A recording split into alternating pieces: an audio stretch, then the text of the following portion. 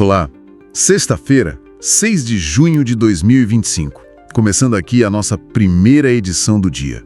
Bom dia. E hoje, o nosso tema é um daqueles bem complexos, né?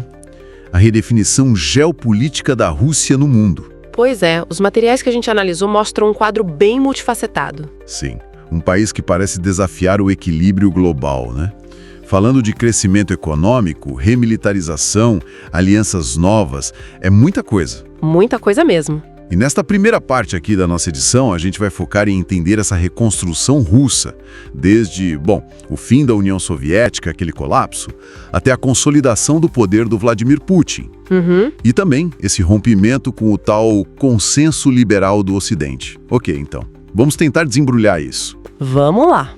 O ponto de partida acho que não tem como fugir, são os anos 90, né? Como os documentos mostram bem. A década perdida que falam. Exato, foi tipo uma década de crise profunda para a Rússia pós-soviética, crise econômica, social e uma perda de influência internacional gigantesca. Certo. Os textos usam até umas palavras fortes, tipo humilhação, penúria, para descrever o clima da época, era bem pesado. Imagino. E aí, nesse cenário de um Estado quase desmoronando, é que surge o Vladimir Putin em 99. Isso. Ele herda essa situação, né? E qual seria a missão dele ali, segundo o que a gente leu, a principal? Olha, o que as fontes indicam é que a missão central era bem clara: restaurar a autoridade do Estado russo, a capacidade de agir do Estado. Certo, botar ordem na casa. Basicamente. E isso começou com umas ações bem decisivas. Por exemplo, resolver a questão lá na Chechênia, o separatismo. Ah, sim, lembro disso. Isso é citado como um passo fundamental para reafirmar o controle do território, né? E, ao mesmo tempo, teve uma reorganização econômica importante. Em que sentido? Investimento focado em setores-chave estratégicos para eles, indústria militar, bens de capital, infraestrutura. Sabe, é interessante ver como eles pensaram essa restauração de forma integrada, segurança e economia andando juntas. Entendi. E o resultado disso? O que os materiais apontam como consequência dessa estratégia? Estabilidade, mas também um regime mais duro, né? Exatamente. É uma combinação que chama atenção, né? As fontes falam da emergência de um sistema político bem centralizado, sem dúvida autocrático, mas que tinha e muitas vezes ainda tem uma aprovação popular muito alta, coisa de 70%, 80%. Impressionante. Como isso se explica? Bom, em parte é sustentado por uma narrativa muito forte de redenção nacional, sabe? De restaurar a dignidade, o respeito internacional que eles sentiram que perderam nos anos 90. A ideia do líder que trouxe ordem depois do caos. Perfeito. É bem por aí. É aqui que a coisa fica bem interessante. E essa força interna, como é que ela se reflete para fora? Na política externa, você falou do rompimento com o consenso liberal. O que é isso exatamente? E por que a Rússia teria decidido ir contra, segundo os textos? Então, esse consenso liberal que dominou muito o pensamento ocidental depois da Guerra Fria partia de uma ideia, né, que mais comércio, mais investimento, mais interdependência econômica Sim. faria as guerras entre grandes potências ficarem caras demais, irracionais. A aposta era que a economia traria paz. Faz sentido, na teoria. Pois é. Só que o que a gente vê nos documentos é que a liderança russa começou a ver isso de um jeito diferente. Eles passaram a priorizar o que eles entendiam como interesse de segurança nacional, a identidade histórica, Acima da economia. acima dos benefícios puramente econômicos. Mesmo que isso significasse criar tensão com parceiros importantes, como a Europa na questão da energia, por exemplo. Foi uma aposta de que a velha geopolítica, a realpolitik, não tinha acabado. E os materiais dão exemplos concretos dessa escolha, dessa primazia da geopolítica para a Rússia, certo? Sim, vários. As intervenções militares na Geórgia, lá em 2008, Lembro. a anexação da Crimeia em 2014 e, claro, de forma mais dramática, a invasão da Ucrânia em 2022. Eventos bem marcantes. Muito. E cada um deles, segundo a leitura que os textos apresentam, mostra essa disposição de usar força para atingir objetivos geopolíticos, mesmo pagando um preço econômico alto, com sanções, rompimento de laços. A segurança ou a percepção de segurança e a projeção de poder vieram primeiro. Entendi. E a justificativa para isso, especialmente olhando para o Ocidente? Fala-se muito da OTAN, né? Esse é um ponto nevrálgico. A análise sugere que a justificativa russa vem muito de um sentimento de ressentimento, de percepção de que foram traídos pelo Ocidente depois da Guerra Fria.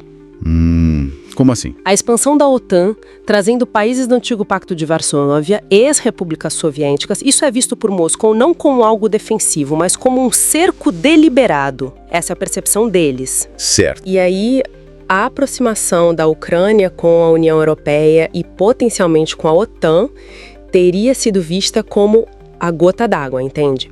A linha vermelha sendo cruzada. Entendo. E isso conecta com aquela ideia de esferas de influência, de cordão sanitário. Exatamente. É a reafirmação dessa ideia de que eles precisam de uma zona de vizinhos com uma orientação geopolítica que Moscou considere segura para eles mesmos. É uma questão bem complexa sobre percepções de ameaça, né? Como um lado vê defesa, o outro vê agressão. E isso gera desconfiança. Com certeza. Então, para a gente recapitular um pouco o que a gente viu até aqui nesta nossa exploração. A gente partiu de uma Rússia bem fragilizada nos anos 90, viu essa reconstrução interna, a consolidação do poder com o Putin e chegou numa postura externa bem mais assertiva, que desafia essa ordem internacional liberal. Isso. Uma nação que, pelo que os materiais indicam, colocou a geopolítica e a sua percepção de segurança na frente, redefinindo seu lugar no mundo. Entender isso é chave para muita coisa que a gente vê hoje. Sem dúvida. Bom, vamos fazer agora um breve intervalo antes da gente continuar essa exploração. Já voltamos.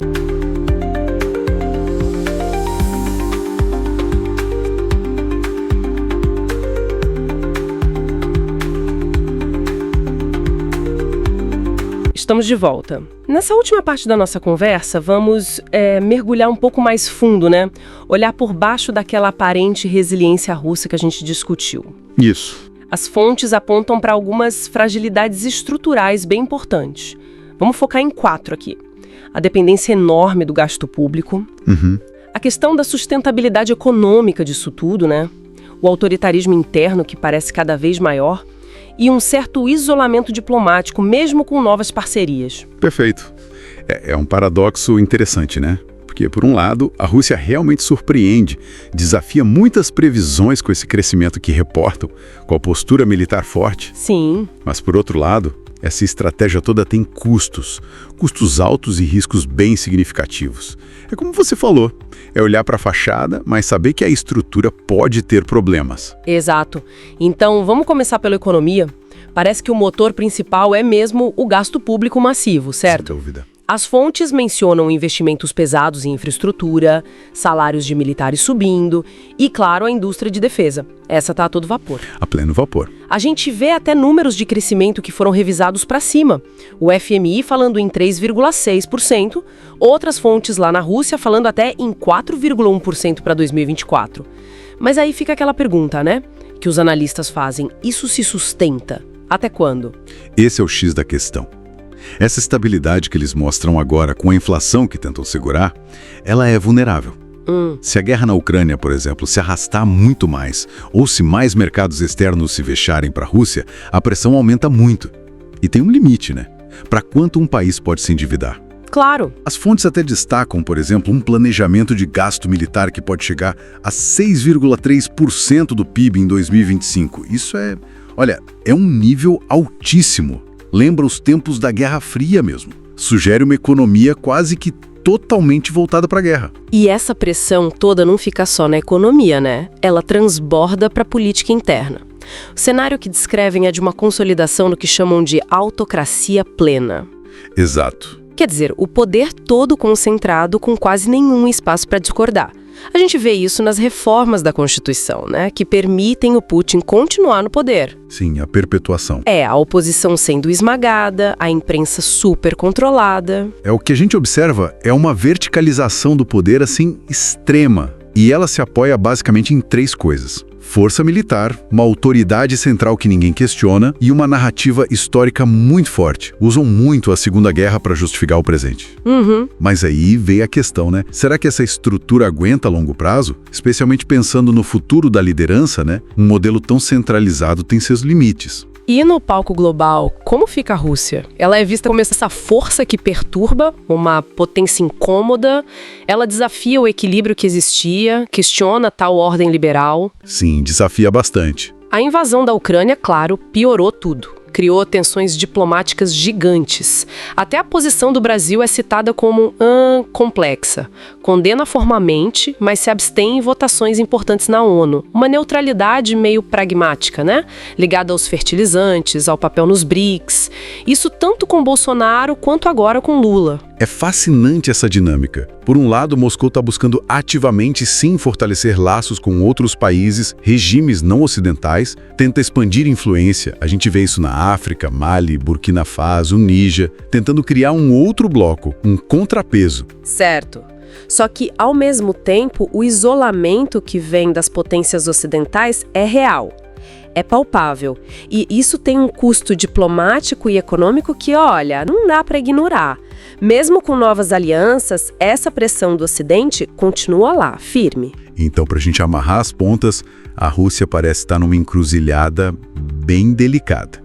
De um lado, ela mostra uma capacidade de resistir, de projetar poder que até surpreende. Surpreende mesmo. Mas do outro lado, tem essas pressões internas aumentando e o isolamento internacional que pesa, que cobra um preço. Exatamente. É a equação central que o Putin tenta resolver. Como é que ele garante a soberania da Rússia, a influência global, sem perder o controle total lá dentro? É o dilema. A estratégia atual, que mistura essa política externa mais agressiva, militarizada, com o aperto interno, a autocracia, ela parece funcionar agora no curto prazo. A grande dúvida que as fontes deixam no ar é se isso é viável no futuro. O mundo está mudando muito rápido. A Rússia continua sendo uma peça-chave no tabuleiro, claro, mas o jogo é longo e bem complexo. Fica então essa reflexão para quem nos acompanha. Qual será o ponto de virada? Aquele momento em que os custos internos, o peso do isolamento, talvez se tornem demais para a estratégia russa atual aguentar. É algo para a gente continuar observando de perto, sem dúvida. E com essa questão no ar, a gente encerra a nossa análise de hoje. Foi ótimo ter a sua companhia. Lembre-se que o Pibcast vai ao ar de segunda a sexta, às 7, meio-dia e 17, e também aos sábados ao meio-dia. Um grande abraço e até a próxima!